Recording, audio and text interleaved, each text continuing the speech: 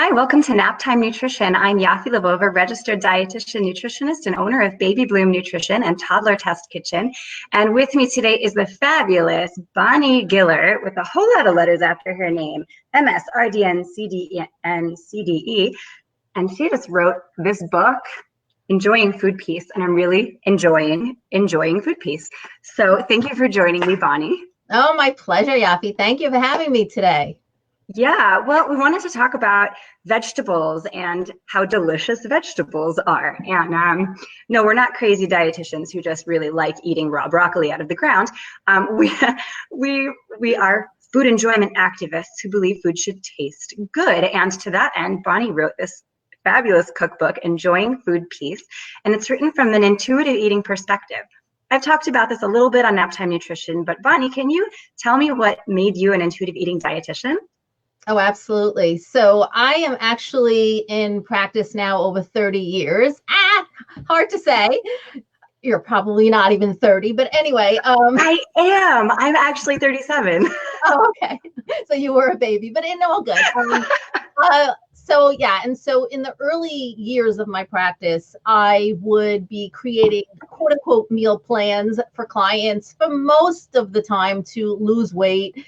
Maybe they had cardiovascular disease or whatever. There was always this weight loss component. And these meal plans, were never don't eat this, don't eat that, but really based on whole foods and wholesome and trying to teach balanced meals. But in the end of the day, what ended up happening is I get these phone calls back from clients several years later. Bonnie, I need to come back for another meal plan. I was like, wait, why? We did some behavior modification. So like, what was going on? And that's when I discovered that there was this group of individuals that have a very strong diet mentality, and they really took my meal plan, quote unquote meal plan, AKA diet, just created a diet, a list of rules. And the truth is, when they went on vacation or they had a stressful situation and they couldn't follow what Bonnie wrote, then all bets were off, right? So they regained the weight and back and forth. And then I said, there's got to be a better way. And when I started researching, I came across intuitive eating. I actually implemented into my life before I brought it to my clients. And it's just been an amazing change in the way I practice. And then I kind of fell into the health at every size. And it's just, my whole philosophy has changed, and the clientele that I work with changed. And it's just bringing so much more food freedom to people all over. And I love that term, food freedom, because it gives you permission to eat things that you want to eat. It gives you permission to not eat things that look good but don't necessarily taste good. Right. I like to give the example of the chocolate cake at the end of dinner that seems like it would be really good, and you spend your whole dinner looking forward to it, and then in actuality it's frozen in the middle and the texture is a little bit off. It just doesn't taste good. And this food freedom gives you permission to eat it, but it also gives you permission to say, you know what, this really isn't my thing right now, and it's not meeting my needs, and I'm just going to choose something else. Absolutely, because you're in charge of your nutrition decisions. You're in charge of your food decisions. And, truthfully, one of the reasons I did write this book is because in working with chronic dieters, what I found, and I'm sure you have found the same, is that people would eat the food they think they, quote unquote, should eat, not really what they love. And if they do finish a meal saying, wow, that was really delicious, it often comes with a side of guilt. And I said, I really want to help people realize that they absolutely can eat the foods they love without having that guilt. Right. It's the guilt that's the problem. So that guilt leads us to eat things that we don't want to eat and to not eat things that we do want to eat. And it's really just all pervasive. And that guilt is heavy, and we can drop that. I mean, that guilt is really is all consuming. So I'm very happy to have you on my team and have you as a support. We talk a lot about this over our WhatsApp group, and it's fun. But today we are talking about vegetables specifically, and I love this infographic. Well, I guess it's not an infographic. It's a quote. I love this quote. Oh, I have to take down my title. And this was posted originally by your Happy Healthy RD to be, and reposted by Kale Quinoa Cookies, and reposted by Kosher Intuitive Eating. Diets don't get to claim the veggies. And to me, what that means is we start to associate, after years of dieting, we start to associate vegetables with dieting. And when I teach parents how to relate to their kids at the dinner table, we teach them not to create a food hierarchy where you eat this and then you get to earn that. And when we have really internalized this mentality that we're earning dessert, the price that we pay for that dessert is often vegetables, which reinforces this idea that vegetables are just something to suffer through. Right. And you obviously don't believe in that because you have a lot of vegetables in your cookbook. Absolutely, absolutely. And I think one of the challenges that I see women and men, those who are really changing their relationship with food, what I see them struggling with is reincorporating vegetables into their eating from a non-diet mindset. Because for so many years they've been told to eat the vegetables, like those veggies have been pushed. Eat your veggies, and it's just it's been connected to diet. Veggies equals diet food. And what I really try to help people do is decouple, break that connection apart. And there are so many wonderful ways we can prepare and enjoy our vegetables. And you're right, that's why there is a large section of all types of vegetables in the book. And for those who are watching, I want to know what your favorite vegetable is, and more so, how do you prepare it? If I was asked that question, I would say my favorite vegetable is broccoli, and my favorite way to prepare it now is roasted, because although I used to enjoy steamed broccoli with a squeeze of lemon, and there's nothing wrong with that, that can really get tired quickly. And you want something else. We as humans crave variety in textures, in tastes, in just different sensations. And so having steamed broccoli with a squeeze of lemon every day is really not going to do it for you. And anything in excess can be bad for you. If every meal is made up of broccoli, you're going to be missing some key nutrients. So it's important to enjoy variety and introduce vegetables back into your diet in a way that isn't associated with diet and weight loss, and in a way that you can really enjoy them. So Bonnie and I. Let me just share my favorite vegetable is eggplant. Yes, eggplant. I love eggplant in any way, whether it's grilled, it's roasted, it's in a ratatouille or a sauté. I have an amazing eggplant recipe, a couple actually in the book. I wonder why a couple, because I love eggplant. So any which way, but I really feel like I'd have to stop and think about one particular vegetable that I really don't like. But you're right, a variety and preparing them in different ways, I think, is key, especially with children, right? Especially in order to introduce your veggies to kids. Because sometimes when I'll work with a young child and they're like, oh, no, I don't want carrots. And when I suggest roasting the carrots, all of a sudden they're like, oh, really? Like, what does that taste like? And then they explore and they experiment. And now all of a sudden they eat carrots. Okay, so they don't like it steamed. Who cares? They can eat it roasted. Right. Maybe they like it as a carrot salad. Maybe they like it roasted. Maybe they like it chopped up, and with the little veggie cutters, you can make little hearts and stars out of them. And that's exposure. And I find that a lot of times when I work with parents, they say that their kids don't like vegetables, when the truth is that it's not that they don't like vegetables, it's that they didn't like a particular exposure to a particular vegetable. So what you do is you back off on that vegetable, you try some other stuff, and then you come back to that one and prepare it in a different way. Right. And that's really the key with kids, and by the way, with adults too. Absolutely. Yeah, there are so many different ways. There's so many different ways. So we decided, I decided, and Bonnie went along with it, that we were each going to prepare a recipe from her book. So I prepared the spinach artichoke dip. The dip section in the book, it starts on page 53. And I love encouraging dips, because it's a great way, a great alternative way to have vegetables. And a while back I posted on Baby Bloom Nutrition on Facebook a roasted veggie dip, and really you just roast the vegetables and then you puree them.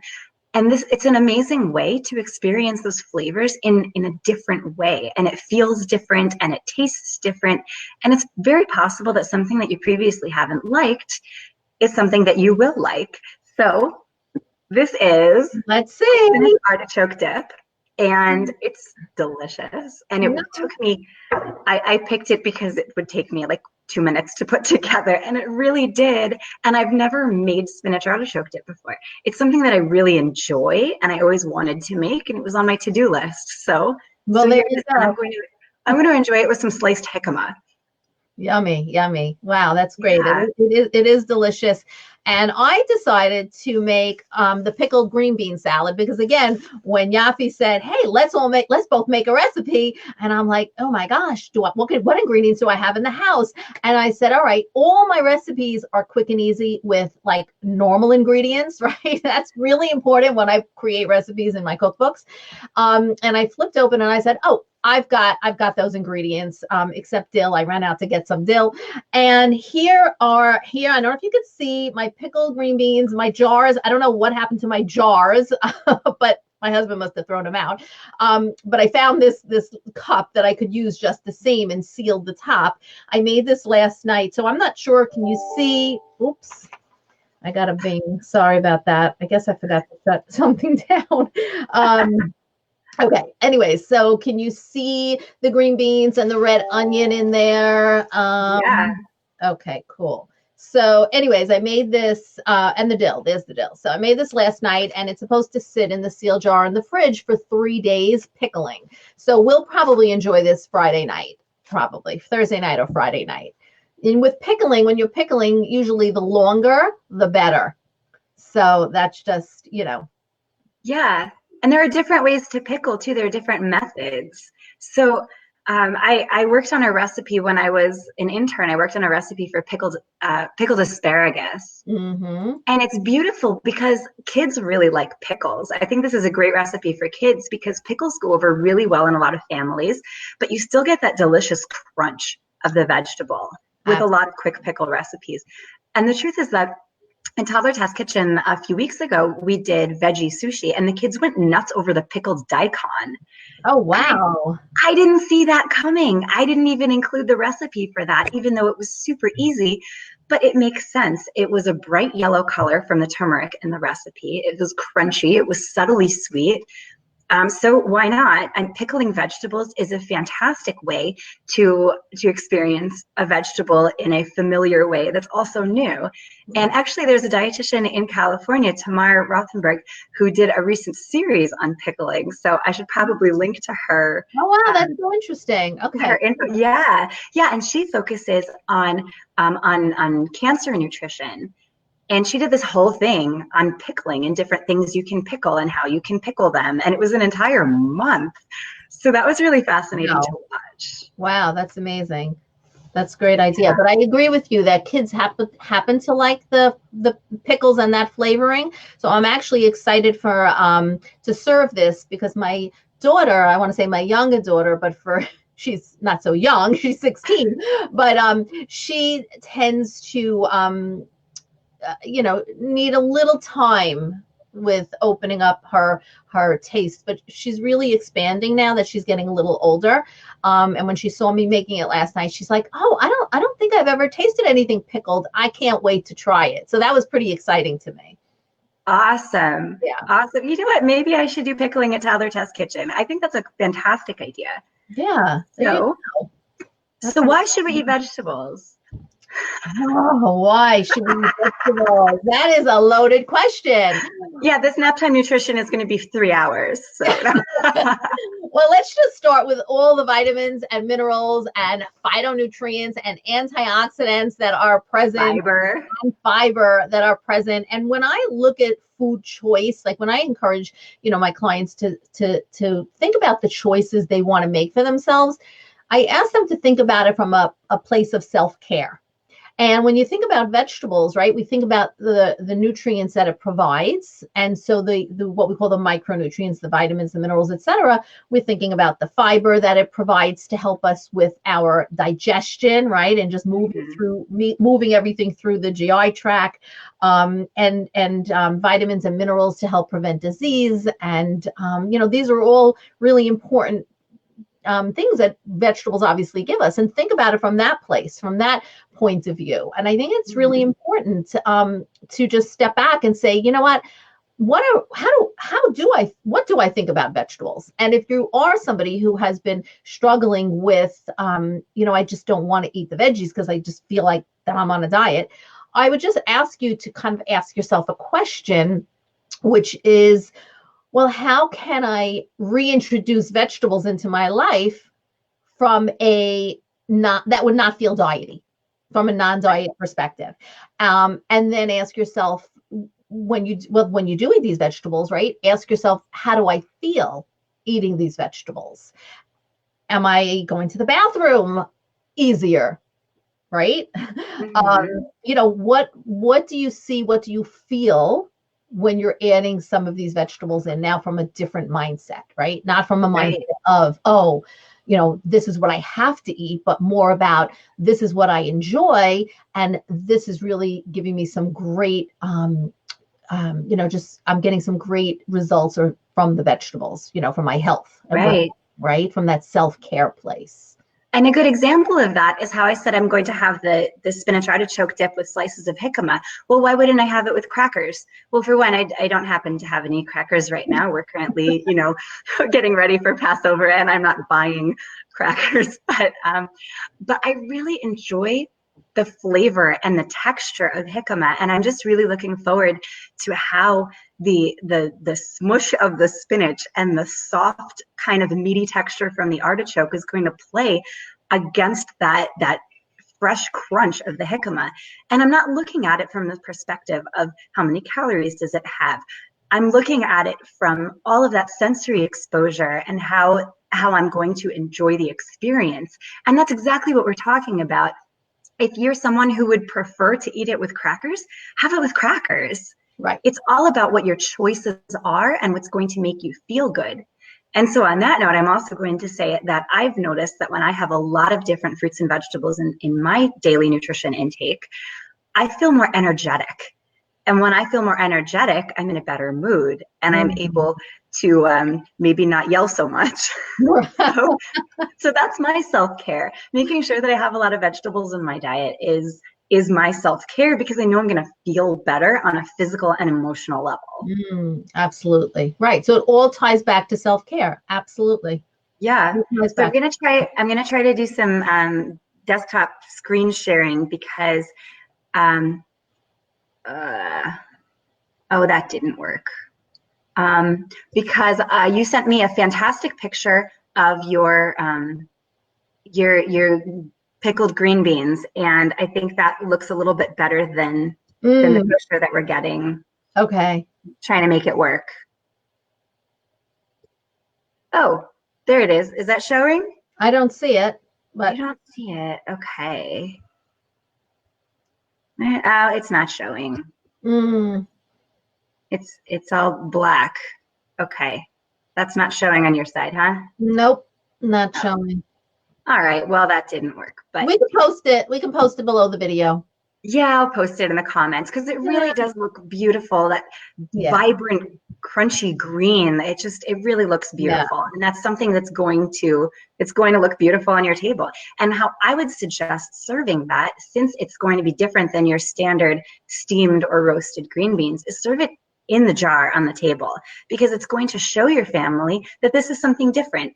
If you put it in the same dish where you would usually serve green beans, they're going to expect the same kind of experience. And when you're changing things up, it's good to give people a heads up that something new is coming. I love that idea. That is so great. Thank you. Thank you for that tip. It sure is going on my table Friday night. Yeah. It's sort of like, it reminds me like a pickle jar, right? I'd put a pickle jar on the table with a fork in it, right? So here we go. I'm going to show you something my mom got. Hold on.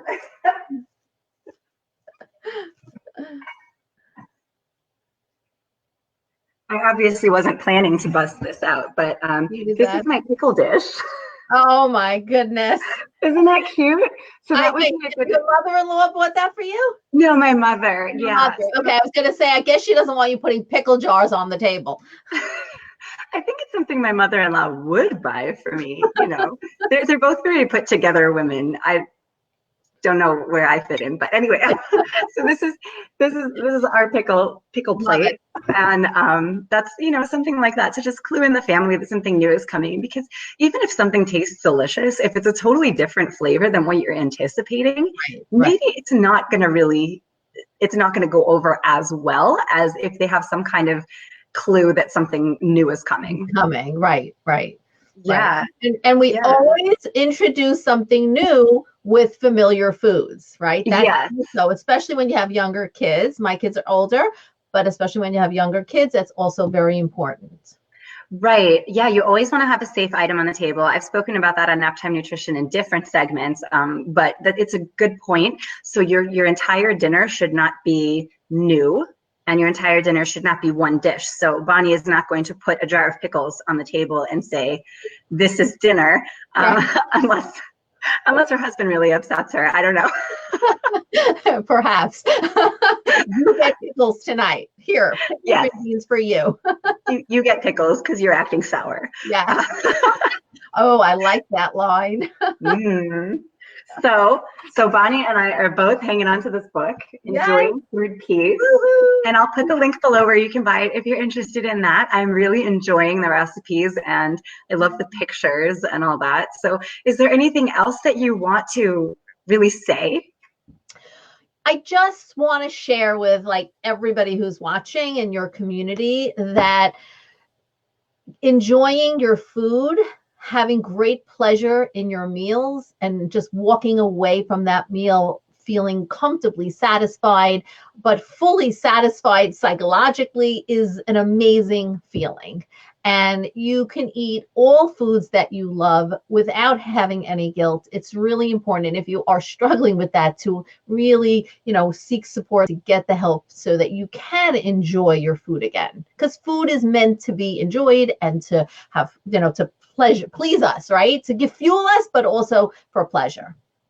I totally agree. And I recently saw an article where someone wrote that the expectation that each meal is delicious is an immature expectation. Okay, color me a toddler, because I want everything to be delicious, and I don't see a reason why it shouldn't be. Right. But we also have to realize that sometimes we'll prepare a meal and it's not going to necessarily taste as we expected it to. And heck, that's okay too, because there's no perfection in intuitive eating. And that's one of my favorite mantras, right? There's no perfection in intuitive eating. There's no perfection in life. And that's all great. Yeah, I totally agree. Okay, thank you so much for joining me, Bonnie. It's a pleasure having you, and it's a pleasure having my signed copy of your cookbook. I feel so fancy. And everybody can get a signed copy, by the way. If we'll put 2 links on the bottom. We're going to put a link to Amazon, but a link to my website. If you want to get a signed copy, then you order it through me, and I'll write you a little bit, a love note. Awesome. That's great. I love the love note that you sent me. So so thank you so much. Naptime Nutrition is every Tuesday at 1:15 p.m. Arizona time, which is currently 4:15 on the East Coast and 1:15 on the West Coast, because the rest of you all change your clocks and we refuse. If you're local to Phoenix, come join me at Toddler Test Kitchen at the Farm South Mountain. And when it gets hot over the summer, we'll be at Create Arizona Science Center. And we have a lot of fun stuff coming. I'm doing some cross-promoting with the Giving Gardens. So if you don't know about that, check it out. And my newest announcement is we started a YouTube channel that is Toddler Test Kitchen. And it's just me cooking with the kids. And if there's anything specific you want to see me cook or try to cook with my kids, let me know, because it's half comedy and half nutrition. So I'd love to see you there. And thank you so much again, Bonnie. It was really nice having you. My pleasure. Thank you. Well, everyone come back for next week's Naptime Nutrition. You won't want to miss it.